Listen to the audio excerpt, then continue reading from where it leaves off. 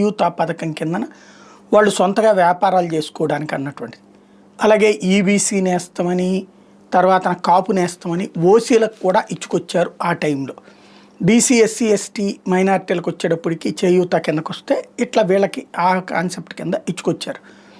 అదే సందర్భంలో చంద్రబాబు నాయుడు గారు ప్రతి మహిళకి 1500 రూపాయలు నెలకిస్తానన్నారు. అది ప్రస్తుతానికి అదేదో P4తో ముడిపెట్టి ఆగారు. కాకపోతే ప్రజలకి ఇప్పుడు తక్షణ న్యాయం అన్నటువంటిది కోరుకుంటున్నటువంటి సందర్భంలో బీహార్లో ఎన్డీఏ ప్రభుత్వం ప్రతి మహిళకి కూడా సీఎం మహిళా రోజ్గార్ యోజన అనేటటువంటి పథకం ద్వారా 10,000 రూపాయలు ప్రతి మహిళకి సొంతానికి డబ్బులు ఇస్తున్నారు. తద్వారా చిరు వ్యాపారాలు పెట్టుకోవడానికి మన దగ్గర ఇప్పుడు అట్లాంటి ఒక స్కీమ్ కూడా ఉంది.